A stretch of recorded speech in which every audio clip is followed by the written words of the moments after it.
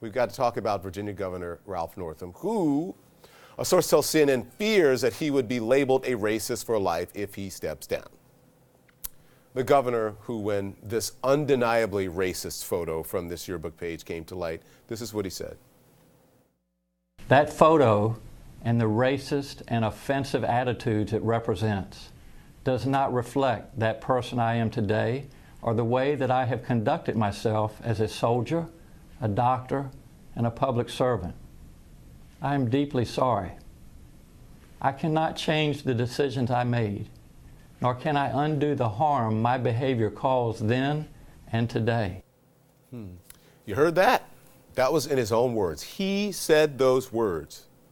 And then the reaction, the media reacted, everyone reacted. He admitted to it. But then less than 24 hours later, Governor Northam completely changes his story, saying that, hey, he doesn't remember the picture, insisting he's not the person in the blackface or the one in the KKK robes, for that matter. I would remember that. And I have no recollection at all. It's not my picture. I was not in that costume either as black-faced or as KKK. Both stories can't be true. You cannot believe both stories Governor Northam tells you. And you got to wonder about a man who, while denying he had anything to do with one racist blackface incident, admits to another one. I dressed up in a, what's his name? The singer? Michael Jackson, excuse me. That's why I have Pam with me. I had the shoes, I had a glove, and I used just a little bit of shoe polish to put under my, or on my cheeks. It was a dance contest. I had always liked Michael Jackson. I actually won the contest because I had learned how to do the moonwalk. I know he's got a lot on his mind, but he's paying homage to Michael Jackson. He really likes him, but he can't remember his name. And let's all be grateful to the governor's wife, Pam Northam, for stopping him when he looked like he was considering demonstrating his moonwalking skills, his moonwalking prowess for reporters and the TV audience. Watch this. Are you still able to moonwalk? Inappropriate circumstances. My wife says inappropriate circumstances. Inappropriate. Wow, that is the least of it. So the governor does remember putting on blackface as Michael Jackson, but he doesn't remember putting on blackface or KKK robes in his med school yearbook. And what about his picture in the Virginia Military Institute yearbook? The one captioned with the racial slur, "Coon Man," an ugly word. And I hate that we have to use it, but you need to know the facts. There were two individuals, as best I can recollect, at VMI. They were a year ahead of me that called me Coon Man. I don't know their motives or intent.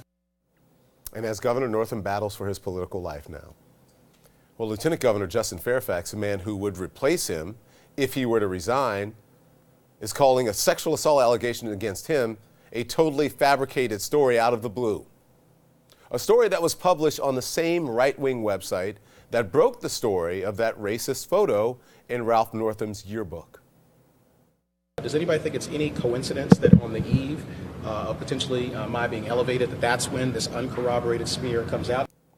When the lieutenant governor was asked whether he thinks Governor Northam was behind the allegation, he said he has no information in that regard. But all this leads us back to the big question.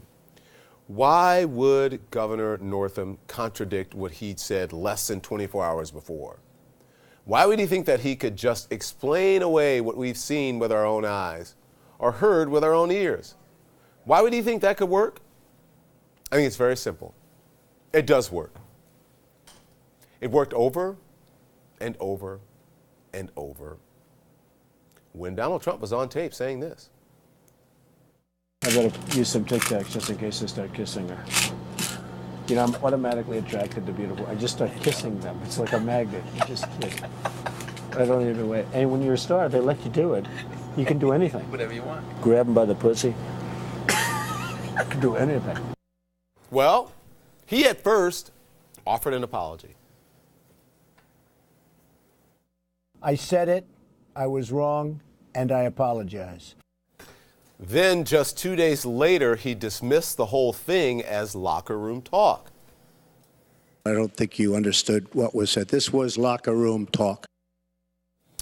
Less than a month later, Donald Trump won the election, and shortly after his victory, he reportedly began questioning whether it was his voice on the tape after all, even though he apologized for it.